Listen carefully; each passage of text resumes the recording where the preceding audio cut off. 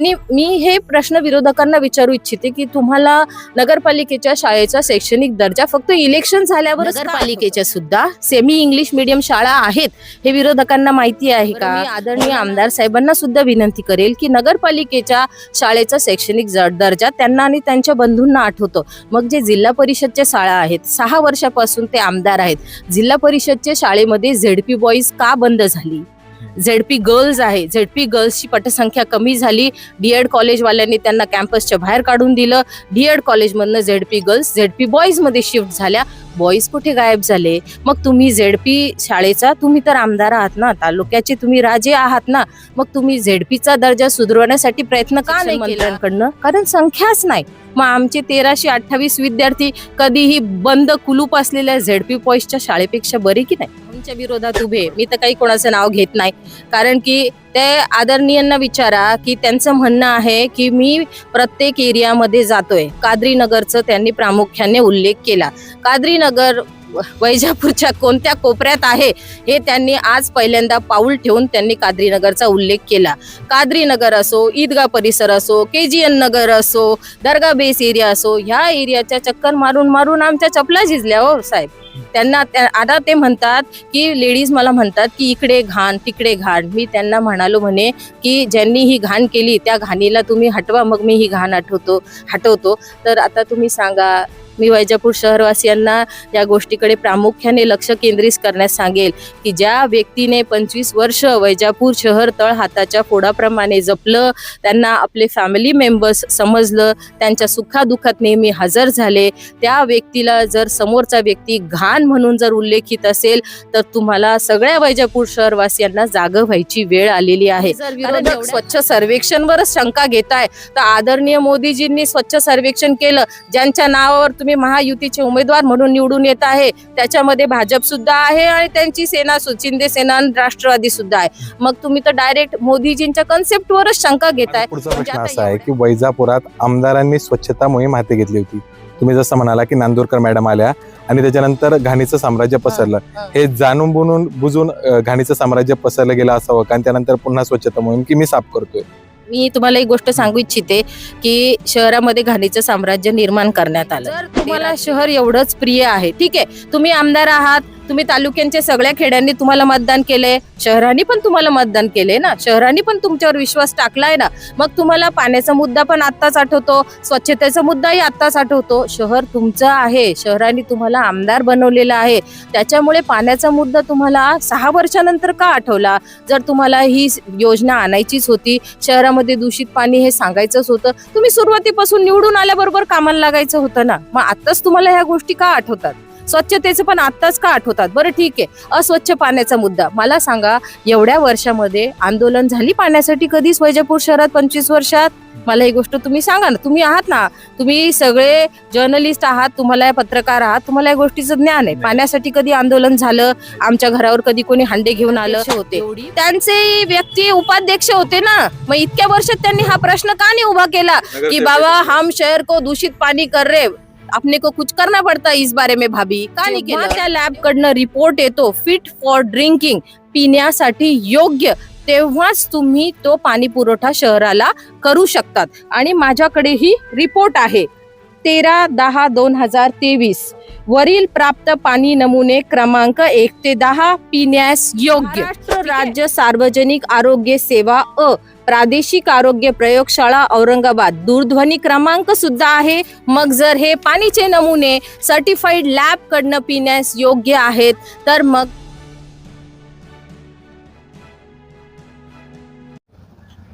वैजापूर नगरपालिकेच्या निवडणुकीमध्ये प्रचार जोराने सुरू आहे आणि आज आपल्यासोबत या ठिकाणी माजी नगराध्यक्ष शिल्पाताई परदेशी आहेत. ताई, काय सांगाल? विरोधकांकडून जोरदार आरोप होत आहे, शिक्षणाचा मुद्दा असेल त्याच्यावर.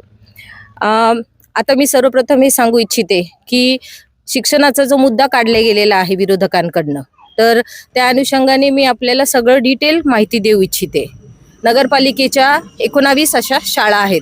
19 शाळेची जी विद्यार्थी संख्या आहे ती 1328 आहे. त्यामध्ये प्रामुख्याने मौलाना आझाद शाळा, सावित्रीबाई फुले शाळा आणि स्वामी समर्थ शाळा या शाळेची जी विद्यार्थी संख्या आहे ती जास्तीत जास्तची आहे. त्यामध्ये मौलाना आझाद शाळेची जी संख्या आहे ती संख्या आहे 380 आणि त्यामध्ये जी शिक्षकांची पटसंख्या आहे ती 13 आहे. त्याचबरोबर जे स्वामी समर्थ शाळा आहे त्या शाळेची संख्या, विद्यार्थी संख्या 372 आहे आणि शिक्षकांची संख्या ही 13 आहे. एकूण 1328 विद्यार्थी हे 19 शाळेमध्ये शिक्षण घेतात. आता मी प्रामुख्याने सांगू इच्छिते की जी मौलाना आझाद शाळा आहे त्या शाळेला PM श्री शाळेचा पुरस्कार प्राप्त झालेला आहे. बरं, हा PM श्री शाळेचा पुरस्कार, PM श्री शाळा म्हणजे प्रधानमंत्री श्री शाळा पुरस्कृत शाळा. शाळेचं जर तुम्हाला अशा पुरस्कारासाठी सामोरं जावं लागतं तर तुम्हाला सगळे निकष हे पाळावे लागतात.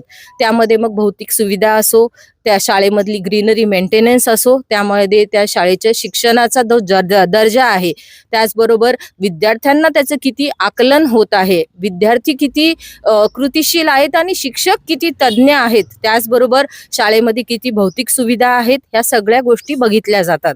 आता नगरपालिकेच्या प्रत्येक शाळेमध्ये 19 शाळेमध्ये सगळीकडे मुला मुलींसाठी स्वतंत्र असे स्वच्छतागृह आहेत. प्रत्येक शाळेमध्ये स्वतंत्र असे शालेय पोषण आहारासाठी किचन शेड आहेत आणि आमच्यावर जो आरोप होतो की शिक्षणाचा जो दर्जा आहे तो आमच्या कार्यकाळामध्ये तो खालावलेला आहे, तर मी सांगू इच्छिते फ्लॅशबॅक मध्ये जाऊ आपण. 2000 ते 2001 साली आपण म्हणतो ना DPEP म्हणजे काय आहे की डिस्ट्रिक्ट प्रायमरी एज्युकेशन प्रोग्राम, ह्या अंतर्गत नगरपालिकेने 4 नवीन शाळेचं बांधकाम केलं, वस्ती शाळेचं. त्यामध्ये प्रामुख्याने हे जे भाऊ ज्या प्रभागातनं आहेत त्यांच्या घरासमोरची जी आहे ती बाजारतळची शाळा, ईदगाची शाळा, मापारी वस्तीची शाळा आणि खंडोबा नगरची शाळा, ही वस्ती शाळा बांधण्यात आली. त्याचनंतर 2011-12 आणि 12-13 या साली नगरपालिकेने 10 नवीन शाळेचं बांधकाम केलं. ते SSA म्हणजे सर्व शिक्षा अभियानाअंतर्गत त्या शाळेचं बांधकाम झालं. त्यामध्ये प्रामुख्याने इंगळे वस्तीची शाळा आहे, साळुंके वस्तीची शाळा आहे, एकलव्य वस्ती शाळेत तिथे 2 शाळा बांधण्यात आल्या. त्याचबरोबर त्याच्यामध्ये आपल्या बाजारतळाची शाळा येते, अशा अनेक शाळा. आणि त्याचबरोबर आता 2022ला रिसंटली आपण स्वामी समर्थ शाळेमध्ये अतिरिक्त 2 वर्गखोल्याचं बांधकाम केलं. आता मी सांगू इच्छिते की सगळ्या शाळेमध्ये सगळ्या भौतिक सुविधा उपलब्ध आहे. शाळेंचा शैक्षणिक दर्जा अतिशय उत्तम आहे, कारण की नगरपालिकेच्या शाळेमध्ये माझ्यावर आरोप झालेला आहे की तुम्ही तुमच्या शाळेचा शैक्षणिक दर्जा सुधारण्यासाठी, ते शाळांची विद्यार्थ्यांची पटसंख्या वाढवण्यासाठी नगरपालिकेच्या शाळा दुर्लक्षित केल्या. पण मी हे सांगू इच्छिते की नगरपालिकेच्या शाळा ह्या माझ्या सगळ्यात जास्त जवळच्या शाळा आहेत, कारण की मी तिथे नगराध्यक्षा होते आणि त्या अनुषंगानेच मी तिथे सगळ्या विद्यार्थ्यांचं शैक्षणिक दर्जा कसं सुधारेल ह्या हिशोबाने काम केलेलं आहे. कारण की जे पालक आहे त्यांना सगळ्यांना माहिती आहे की 5वी आणि 8वी साठी स्कॉलरशिप परीक्षा असते, ती सुद्धा नगरपालिकेच्या शाळेमध्ये घेतली जाते. त्याबरोबरच नवोदय जी परीक्षा असते, त्या नवोदयची परीक्षा जर विद्यार्थी पास झाले तर त्यांना चांगल्या नवोदय विद्यालय CBSE मध्ये ऍडमिशन मिळतं. त्या अनुषंगाने नगरपालिकेच्या बऱ्याच विद्यार्थ्यांचं सिलेक्शन झालेलं आहे. त्याचबरोबर NMMS ची एक्झाम असते. NMMS म्हणजे national means cum merit scholarship परीक्षा. ती जी परीक्षा आहे ती 8वीतल्या विद्यार्थ्यांनी, जे दुर्बल घटकातले विद्यार्थी असतात, त्यांना जर ती परीक्षा पास झाली तर त्यांना स्कॉलरशिप मिळते आणि त्यांना पुढच्या शिक्षणासाठी पैसे उपलब्ध करून दिले जातात. त्या परीक्षेमध्ये सुद्धा नगरपालिकेच्या अनेक विद्यार्थ्यांची निवड झालेली आहे. त्याचबरोबर नगरपालिकेच्या ज्या शाळा आहेत त्यांचे जे शिक्षक आहेत, अनेक शिक्षक संघटनेकडनं नगरपालिकेच्या शिक्षकांना उत्कृष्ट शिक्षक असा पुरस्कार मिळालेला आहे. आणि मौलाना आझाद शाळा ह्या शाळेचं प्रामुख्याने बांधकाम तर आमच्याच कार्यकाळात झाले, कारण मंत्री महोदय उद्घाटनासाठी आलेले होते. तर तिथे त्या शाळेला उपक्रमशील शाळा म्हणून महाराष्ट्र राज्य नपा संघटनातर्फे सुद्धा पारितोषिक प्राप्त झालेलं आहे. आणि मी हे प्रश्न विरोधकांना विचारू इच्छिते की तुम्हाला नगरपालिकेच्या शाळेचा शैक्षणिक दर्जा फक्त इलेक्शन झाल्यावरच का आठवतं? आता 11 नंबर प्रभाग मधल्या माझ्या तज्ञ विरोधी ज्या आहेत नगरसेविकाताई, ज्या उभ्या आहेत भावीसाठी, त्यांनी प्रश्न केला की नगरपालिकेच्या शाळेंचा शैक्षणिक दर्जा अजिबात चांगला नाही, त्यांची तिकडची शाळा सुधारवण्यासाठी. मला सांगा तुम्ही की त्या ताईंनी कधीतरी कोणत्या तरी नगरपालिकेच्या शाळेच्या पायरीवर सुद्धा पाय ठेवलेला आहे का? त्यांना हा प्रश्न विचारा. शैक्षणिक दर्जा फक्त कोणीतरी इनपुट, कोणीतरी फीडबॅक देतं, असं बोला तसं बोला, त्या हिशोबाने हे सगळ्या गोष्टींचे निकष निघत नाही. आणि 19 शाळेची फक्त त्यांनी मला नावं बोलून दाखवावी, मग मी मानेल की हो ह्यांचा शैक्षणिक दर्जाचा अभ्यास आहे. आणि माझी शाळा काय म्हणतात, सेंट मोनिका शाळा ही सगळ्या गावातल्या प्रत्येक व्यक्तीची शाळा आहे. सरांचं आकस्मिक आदरणीय साळुंके सरांचं निधन झालं. अचानकपणे मी नगराध्यक्ष असताना माझ्यावर सचिव म्हणून जबाबदारी आली, नाही तर मी त्या शाळेमध्ये फ्री ऑफ कॉस्ट मुलांना शिकवायला जायचे. आणि शहरवासियांनी मला सांगितलं की ताई तुम्ही शाळा सांभाळा, नाही तर शाळेला कुलूप लागेल. बरं, ती शाळा अशी आहे की तिथं ड्रायव्हरचा मुलगा सुद्धा शिकतो आणि मालकांचा समान दर्जाचं शिक्षण अतिशय कमी दरामध्ये क्वालिटी शिक्षण विद्यार्थ्यांना मिळावं म्हणून मी ती शाळा सांभाळली. ती संस्था काय माझ्या नावावर थोडी झाली. आणि स्टेट बोर्ड चालवत असताना पालकांचीच मागणी आली की आपले विद्यार्थी हुशार होतात आणि बाहेर ठिकाणी सीबीएसई शाळेत शिक्षणाला जातात, त्यामुळे ताई तुम्ही सीबीएसई शाळा सुद्धा बनवा, म्हणजे मुलांना दर्जेदार शिक्षण वैजापूरलाच मिळेल. त्या अनुषंगाने मी ती शाळा सुरू केली. त्या शाळेला माझं लेबल लागलं असं मी तर म्हणत नाही, कारण ती शाळा वैजापूर वासियांची शाळा आहे. बरं, हा इंग्लिश मीडियमचा भाग झाला. नगरपालिकेच्या सुद्धा सेमी इंग्लिश मीडियम शाळा आहेत, हे विरोधकांना माहिती आहे का? मौलाना आझाद शाळा 1ली ते 8वी सेमी इंग्लिश आहे. सेमी इंग्लिश मी विरोधकांचं आता ना नॉलेज वाढवून देते त्यांना. सेमी इंग्लिश म्हणजे इंग्लिश, मॅथ्स आणि सायन्स हे तिन्ही विषय जे प्रामुख्याने भविष्यात लागतात, हे विषय सुद्धा इंग्रजीमध्ये शिकवले जातात सेमी इंग्लिशमध्ये. मौलाना आझाद शाळा 1ली ते 8वी सेमी इंग्लिश आहे. सावित्रीबाई फुले 1ली ते 8वी सेमी इंग्लिश आहे. फुलेवाडी सारखी छोटीशी वस्ती शाळा 1ली ते 5वी सेमी इंग्लिश आहे. ती शाळा ISO मानांकन प्राप्त आहे. फुलेवाडीची शाळा हे कोणालाच माहित नाही. कोणत्या कोपऱ्यात फुलेवाडीची शाळा हे माहित नसल्यावर ISO मानांकनचे निकष काय आहे हे त्यांना कळणं मला तर नाही वाटत की शक्य आहे. आणि त्याचबरोबर तुम्हाला ही गोष्ट मी प्रामुख्याने आठवण करून इच्छिते की कोरोनाचा काळ होता, सगळ्या शाळा बंद होत्या. पालकांना साहजिकच आपल्या पाल्याच्या प्रकृतीची चिंता होती, म्हणून मग आम्ही त्यावेळेस मार्ग काढला की वस्ती शाळेचं बांधकाम केलेलं आहे.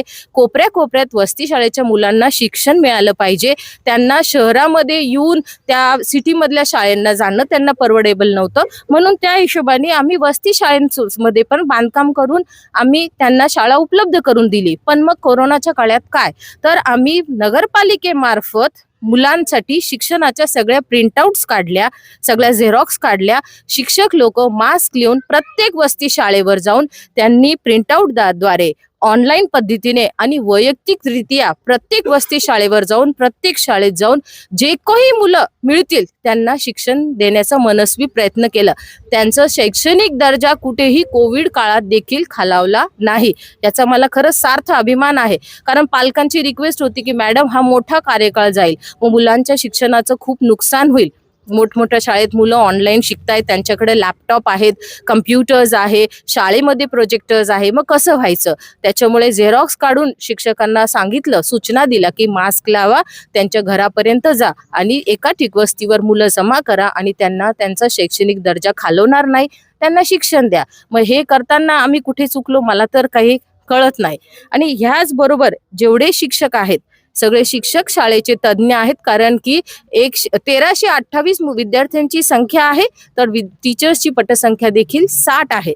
हे विरोधकांनी पूर्ण माहिती करून घ्यावी आणि मग आरोप करावे अशी माझी विरोधकांना नम्र विनंती आहे.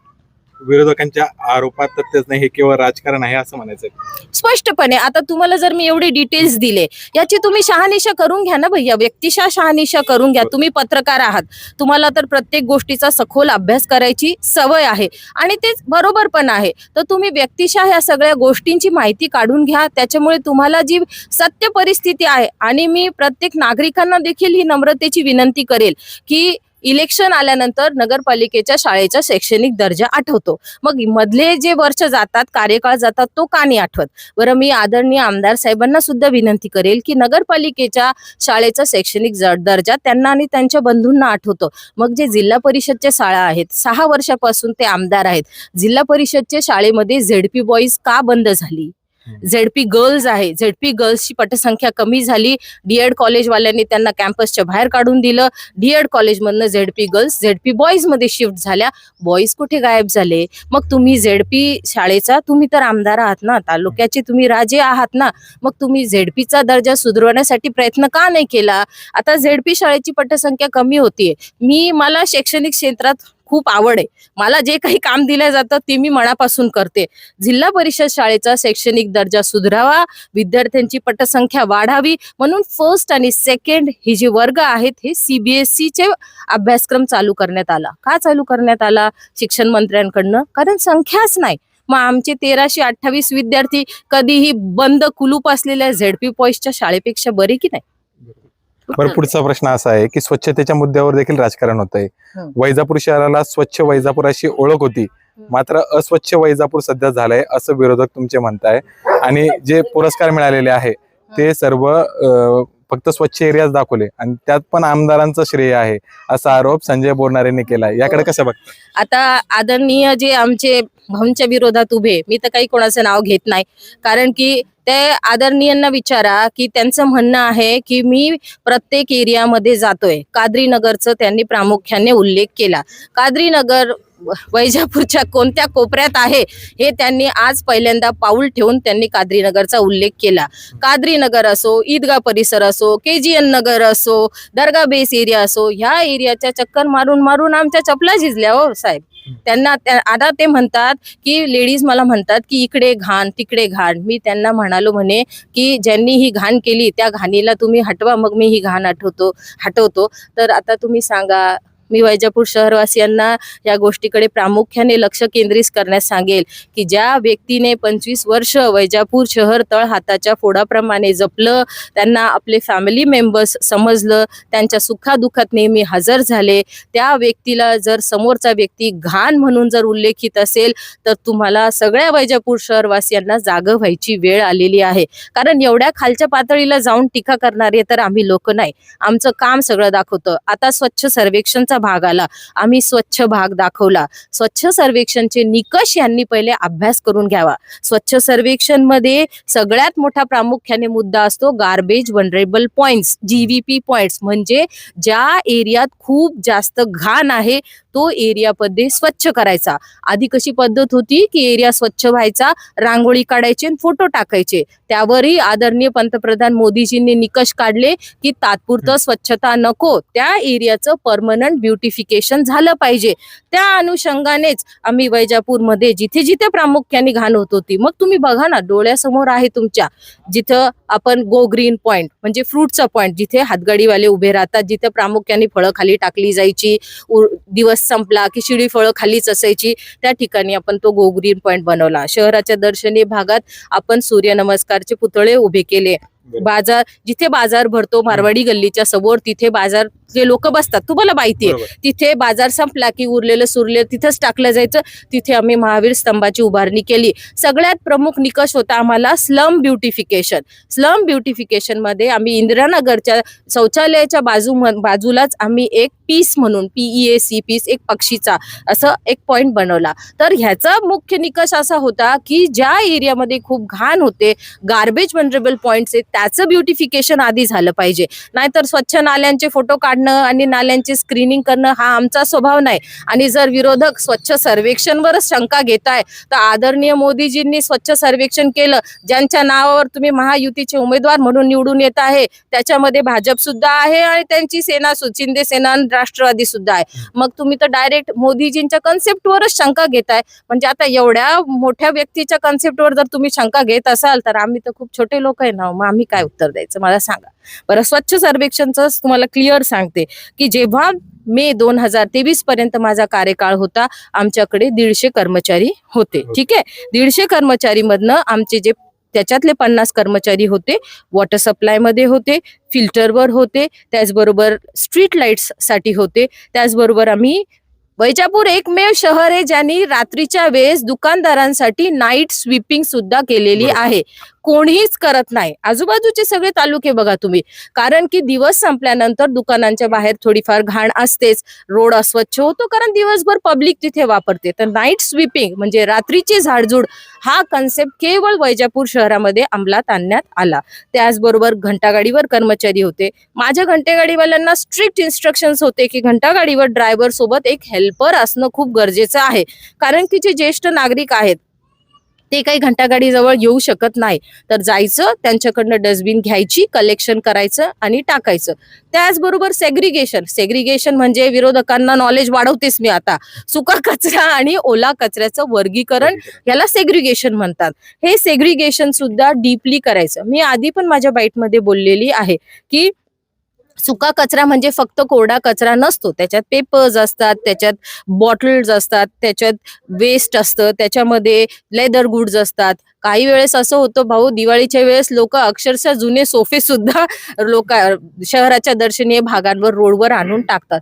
हे सगळं सेपरेशन करणं, ह्याच्यावर सगळ्यावर प्रक्रिया. आता विरोधक म्हणतात की ठिकठिकाणी प्रक्रिया करू म्हणजे अरे तुम्ही सांगा ना, तुम्ही काय प्रक्रिया करणार आहात, तुम्ही त्या गोष्टीचं नॉलेज घ्या ना. ओल्या कचऱ्याचं कंपोस्टिंग करणं, ते कुजवणं, ते कंपोस्टिंग करून खत बनवून विविध शेतकऱ्यांना सप्लाय करणं, ह्यापासनं ही सगळी यंत्रणा राबवते. आणि जर स्वच्छ सर्वेक्षण आम्हाला जर मॅनेजेस करायचं होतं तर 5-5 वेळेस आणि संत गाडगे पासून चालू आलेली परंपरा, ग्रीन बेल्ट्स, हे सगळं मॅनेज करायचं असतं तर मग आमचं नगराध्यक्ष व्हायचं आणि ह्या गोष्टींचं डीप नॉलेज घ्यायचं काही अर्थच उरत नाही ना. बरं, ह्या स्वच्छ सर्वेक्षण मध्ये निकष असतो की तुमची सिटी ही डस्टबिन फ्री सिटी व्हायला पाहिजे. आम्ही शहरामध्ये कुठेही डस्टबिन लावल्याने एक्सेप्ट कमर्शियल पार्ट, ज्यामध्ये लोकांचं वावर असतो, दुकानं असतात, तिथेही संध्याकाळी माझे स्ट्रिक्ट इन्स्ट्रक्शन्स होते की कमर्शियल एरियामधनं लागलीच त्या डस्टबिन रिकाम्या झाल्या पाहिजे. कारण आम्हाला निकष होता की 0 बिन सिटी तुमची पाहिजे. ठिकठिकाणी आम्ही घरी जाऊन डस्टबिन वाटप केलेले आहेत. त्या डस्टबिन इतक्या छान आहे की लेडीज म्हणतात ताई आम्ही त्याच्यामध्ये ना आमचं धान्य भरतो, पण आम्ही काही आमची त्याच्यात कचरा टाकायची इच्छा होत नाही. भविष्यात देखील आम्ही आल्यानंतर मला प्रत्येक घरोघरी जाऊन ओल्या कचऱ्याची सेपरेट डस्टबिन आणि सुक्या कचऱ्याची सेपरेट डस्टबिनचा वाटप करून लोकांना परत जागरूकतेकडे न्यायचं आहे. तुम्हालाही स्पष्ट माहिती आहे भैया की आदरणीय दिनेश भाऊ त्यांनी शहरासाठी काय केले. 2023ला माझा कार्यकाळ संपला, सीओ साहेब होते भिगवत साहेब. त्याच्यानंतर काही राजकीय वैमनस्यातनं त्या नांदुरकर मॅडम आल्या. माझं म्हणणं आहे ठीक आहे, तुम्हाला नाही पटत दिनेश भाऊचा, तुम्ही एखादा तुमच्यावरती सत्ता होती, तुमच्या हातात सगळे सूत्र हालायची, मग तुम्ही त्या नांदुरकर मॅडम सारखी जिच्यावरती अॅट्रॉसिटीचा गुन्हा येवल्याला दाखल झाला होता, तिच्याऐवजी तुम्ही एखादा चांगला सीओ आणायचा ना, त्या सीओ कडे काम द्यायचं, सिटीला एक रोल मॉडेल जसं होतं तसंच ठेवायचं ना. ती मॅडमच का आणली? शहरात किती घाण झाली. 150 कर्मचारी होते, 150 कर्मचारीचे उरले किती? फक्त 25 कर्मचारी, ते सुद्धा परमनंटचे. 25 कर्मचारी, 50,000, 42,000 आपलं मतदान आहे, जवळपास फ्लोटिंग पॉप्युलेशन मिळून 70,000 आपली लोकसंख्या आहे. 25 कर्मचारी 70,000च्या लोकसंख्येला कसं पुरणार? आजही मी शहरात फिरते तर मला म्हणतात ताई हे नाली बघा ना, ताई हे बघा ना. म्हणजे लोकांना अजूनही मीच नगराध्यक्ष आहे हा भ्रम त्यांच्या डोक्यात आहे, जो की काढला गेला पाहिजे. कारण 2023 नंतर हे जे डिग्रेडेशन झालेलं आहे, मला सांगा, ओला कचरा सुका कचरा बंद, घंटागाड्या बंद, तर ओला कचरा सुका कचरा तर प्रश्नच येत नाही. झाडझूड बंद, सफाईला कर्मचारीच नाही तर नाले साफसफाई बंद, झाडझूड बंद, नाईट स्वीपिंग बंद.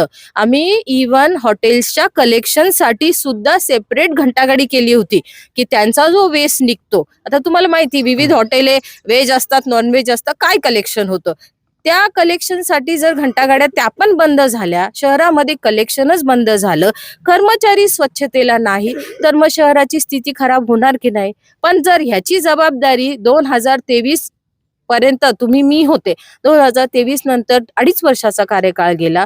जर मला शहर अस्वच्छच करायचं होतं तर मी इतकं डिटेल टेक्निकल गोष्टी का बोलू आणि माझ्याकडे सर्वेक्षणचे अवॉर्ड का येतील? आणि मी विरोधकांना सांगते की विचार करून बोला. 2023 पर्यंत म्हणजे 5 वर्षामध्ये आम्ही जवळपास 22 कोटीचे अवॉर्ड आणले. त्याच्या आधी संत गाडगेबाबा अभियानाअंतर्गत अवॉर्ड मिळाले. माझी वसुंधरा अभियानांतर्गत निकष होता की घनवन झालं पाहिजे, कारण आपली दुष्काळग्रस्त परिस्थिती होती आपल्या शहराची. आता कुठे चांगला पाऊस झालेला आहे, तर जर वृक्ष जास्त असेल, शहर हरित असेल, तर माझी वसुंधरा अभियानमध्ये आम्हाला सुरुवातीपासून 2020ला अभियान सुरू झाला आणि आमचे पारितोषिक सुरू झाले. मग कसे सुरू झाले? शहरामध्ये प्रत्येक स्ट्रीटवर ग्रीनरी करणं. तुम्ही पाहतात ना, ते स्टेशन रोडला आम्ही सगळी चाफ्याची झाडं लावलेली आहे. प्रत्येक कॉलनी परिसरामध्ये घनवन करणं. घनवन म्हणजे डेन्स फॉरेस्ट. बऱ्याच पालकांची, बऱ्याच रहिवाशांची मागणी यायची, ताई घनवन करता आहे पण आम्हाला थोडंसं पेवर ब्लॉक करून द्या, वॉकिंग ट्रॅक करून द्या. काही ठिकाणी तसं पण केलं आम्ही, काही ठिकाणी असं पण केलं. कारण जेव्हा घनवन असतील, आणि ते घनवन म्हणजे काहीही झाडं लावून आम्ही मोकळे झालो नाही. जे झाडं इको फ्रेंडली आहेत, पर्यावरणासाठी पूरक आहेत, अशीच झाडं आम्ही घनवनमध्ये लावली. फक्त लावली नाही, त्याच्यासाठी ड्रीप, तिथं बोर केला की पाण्याची सुद्धा, कारण झाडं लावणं सोपं आहे पण संगोपन करणं तेवढंच अवघड आहे. अजून एवढ्या गोष्टी आहे की तुम्हाला इथं 2 तास उभं राहावं लागेल तरी माझं बोलणं संपणार नाही. माझा पुढचा प्रश्न असा आहे की वैजापुरात आमदारांनी स्वच्छता मोहीम हाती घेतली होती.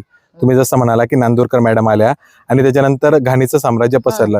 हे जाणून बुजून घाणीचं साम्राज्य पसरलं गेलं असावं का? आणि त्यानंतर पुन्हा स्वच्छता मोहीम की मी साफ करतोय? मी तुम्हाला एक गोष्ट सांगू इच्छिते की शहरामध्ये घाणीचं साम्राज्य निर्माण करण्यात आलं. ते राजकीय वेमनस्यत झालं. मग ती स्वच्छता मोहीम करण्यात आली. ठीक आहे, स्वच्छता मोहीम करण्यात आली. आदरणीय दिनेश भाऊ परदेशींनी खिशातनं पैसे खर्च करून स्वच्छता मोहीम हाती घेतली.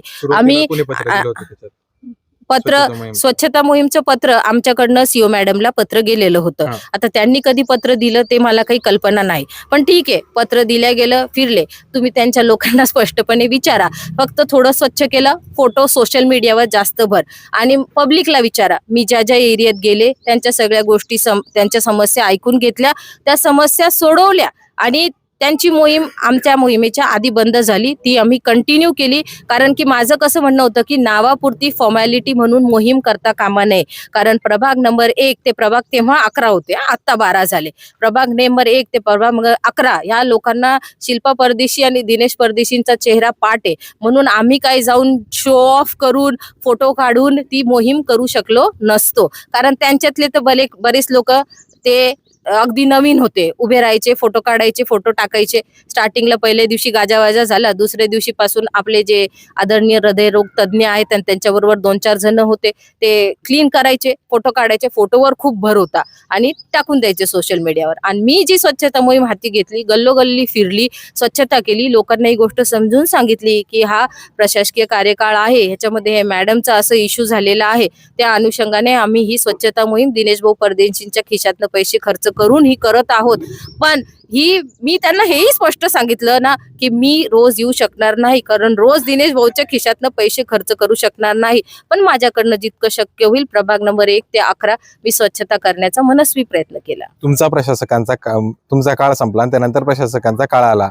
2019 पासून सर आमदार आहेत, तर 24 पर्यंत एकही स्वच्छता मोहीम त्यांनी हाती का नाही घेतली? तेच तर मी तुम्हाला विचारते ना, तुम्ही पत्रकार आहात ना, तुम्ही ह्या गोष्टीचं प्रामुख्याने विश्लेषण केलं पाहिजे की जर तुम्हाला शहर एवढंच प्रिय आहे, ठीक आहे, तुम्ही आमदार आहात, तुम्ही तालुक्यांच्या सगळ्या खेड्यांनी तुम्हाला मतदान केलंय, शहरांनी पण तुम्हाला मतदान केलंय ना, शहरांनी पण तुमच्यावर विश्वास टाकलाय ना, मग तुम्हाला पाण्याचा मुद्दा पण आत्ताच आठवतो, स्वच्छतेचा मुद्दाही आत्ताच आठवतो. शहर तुमचं आहे, शहरांनी तुम्हाला आमदार बनवलेलं आहे, त्याच्यामुळे पाण्याचा मुद्दा तुम्हाला 6 वर्षानंतर का आठवला? जर तुम्हाला ही योजना आणायचीच होती, शहरामध्ये दूषित पाणी हे सांगायचंच होतं, तुम्ही सुरुवातीपासून निवडून आल्याबरोबर कामाला लागायचं होतं ना. मग आत्ताच तुम्हाला ह्या गोष्टी का आठवतात? स्वच्छतेचं पण आत्ताच का आठवतात? बरं ठीक आहे, अस्वच्छ पाण्याचा मुद्दा मला सांगा, एवढ्या वर्षामध्ये आंदोलन झाली पाण्यासाठी कधीच वैजापूर शहरात 25 वर्षात? मला ही गोष्ट तुम्ही सांगा ना. तुम्ही आहात ना, तुम्ही सगळे जर्नलिस्ट आहात, तुम्हाला पत्रकार आहात, तुम्हाला या गोष्टीचं ज्ञान आहे. पाण्यासाठी कधी आंदोलन झालं? आमच्या घरावर कधी कोणी हांडे घेऊन आलं? एवढी पाणी आता ठीक आहे, तुम्ही म्हणतात दूषित पाणी, तुम्ही हा काळ का नाही आठवत की जेव्हा शहरामध्ये पाणी नव्हतं, आदरणीय दिनेश भाऊ परदेशींनी भटाण्याहून दुसरी सगळीकडनं टँकर लावून शहराला पाणी पुरवठा, टँकर भरायचो आम्ही, फिल्टरवर आणून टाकायचो, ते पाणी फिल्टर करायचो, त्याच्यानंतर नळाद्वारे लोकांना सप्लाय केलं. बरं जाऊन तुम्ही संभाजीनगरला परिस्थिती बघा, तुम्ही जवळ कोपरगाव परिस्थिती बघा, 11 दिवसानंतर पाणी आहे हो. आणि आपण टँकरनी भरून रात्र थांबून नांदूर माधमेश्वर तो आपला डॅम आहे, त्या डॅमची खोली कमी होती. एवढ्या रात्री उभं राहून ते चाऱ्या खोदून त्याचे खोलीकरण लोकांनी भाऊंनी केलेलं आहे. मग ही गोष्ट विरोधक का नाही सांगत? बरं ठीक आहे, दूषित पाणी होतं, मी अध्यक्ष होते, त्यांचे व्यक्ती उपाध्यक्ष होते ना, मग इतक्या वर्षात त्यांनी हा प्रश्न का नाही उभा केला की बाबा हम शहर को दूषित पानी कर रहे, अपने को कुछ करना पड़ता इस बारे में भाभी? का नाही केलं? ते उपनगर अध्यक्ष होते ना, त्यांना राईट्स नव्हत्या का? मग हा प्रश्न मी विचारते की इलेक्शन आल्यानंतरच स्वच्छतेचा प्रश्न, पाणीचा प्रश्न, शिक्षणाचा प्रश्न हा का येतो? तुम्ही बॉडीवर आहात तुम्ही. आणि मी सांगते, मी अध्यक्ष असताना माझ्याकडे आम्ही होतो, भाजपचे होतो, आम्ही राष्ट्रवादीचे काही उमेदवार, आम्ही शिवसेनेचे उमेदवार होते. आमची जनरल बॉडी कधीच भांडण तंट्याने गाजली नाही, कारण दिनेश भाऊंचा तो स्वभाव आहे आणि काहीशी गुण माझ्यातही आलेले आहेत की आम्ही सगळ्या गोष्टी सामंजस्याने करण्याचा प्रयत्न करतो. मग त्यांना मुभा होता ना, त्यांनी प्रश्न मांडायचा, बसून सॉल्व्ह केला असता. तेव्हा नाही आठवलं आणि आता इलेक्शन आल्यावरच सगळ्या गोष्टी आठवतात. मला खूप ह्या गोष्टीचं खूप आश्चर्य वाटतं. आणि तुम्ही देखील ह्या गोष्टीचं विश्लेषण हे केलं पाहिजे, ह्याचा अभ्यास केला पाहिजे की नेमकं हे सगळं आत्ताच का, इलेक्शनच्या वातावरणातच का? बोलायला मुद्दे नाही उरले म्हणून तुम्ही काहीही बोलायचं? सांगा, तुम्ही सांगा. बरं, फिल्टरच्या मुद्द्यावरून देखील ते आरोप करतायत. वैजापूर तालुक्यासह कन्नड असेल, सिल्लोड असेल, पैठण असेल, खूप ठिकाणी शिवसेनेचा आमदार आहेत. तुमच्या माहितीनुसार किती ठिकाणी फिल्टरचं पाणी, शुद्ध पाणी नागरिकांना पोहोचलं जातं आपला तालुका सोडून? मला त्याचं मी इतकं डिटेल तुम्हाला सांगू शकत नाही, कारण माझा पूर्ण फोकस वैजापूर शहरावर राहिलेला आहे. मी तेव्हाही बोलली, मी आत्ताही बोलते की फिल्टर हे चालू आहे. फिल्टर हे चालू आहे, फक्त ऑटोमेटेड सिस्टम विस्कळीत करून आम्हाला बदनाम करण्याचा प्रयत्न करण्यात येत आहे. आता तुम्हाला साहजिकच माहिती आहे, विरोधक आहेत, ते विरोधक आहेत. विरोधकांना बोलायला मुद्दे नसल्यानंतर, टेक्निकल नॉलेज नसल्यानंतर ते बोलणार आहेत. पण माझ्याकडे प्रूफ आहे. मी तुम्हाला एक गोष्ट ही सांगते की कोणतीही नगरपालिका प्रशासन काम करताना जर तुम्हाला फिल्टर आहे, फिल्टरद्वारे पाणी पुरवठा शहराला जर करायचा असतो, तर तुम्हाला प्रत्येक महिन्याला 10 सॅम्पल हे संभाजीनगरला जी लॅब आहे, पाण्याची लॅब, त्या पाण्याच्या लॅबला तुम्हाला हे सॅम्पल्स पाठवावे लागतात. ते पाण्याचे सॅम्पल, आणि ती गव्हर्नमेंट सर्टिफाईड लॅब आहे. त्या लॅबमध्ये ते सॅम्पल्स चेक होतात. महिन्याभराची त्याची समरी असते, कारण प्रत्येक महिन्यामध्ये 10 सॅम्पल आपल्याला त्या लॅबमध्ये पाठवावे लागतात. जेव्हा त्या लॅबकडनं रिपोर्ट येतो फिट फॉर ड्रिंकिंग, पिण्यासाठी योग्य, तेव्हाच तुम्ही तो पाणी पुरवठा शहराला करू शकतात. आणि माझ्याकडे ही रिपोर्ट आहे 13/10/2023, वरील प्राप्त पाणी नमुने क्रमांक 1 ते 10 पिण्यास योग्य. ठीक आहे. त्याच्यानंतर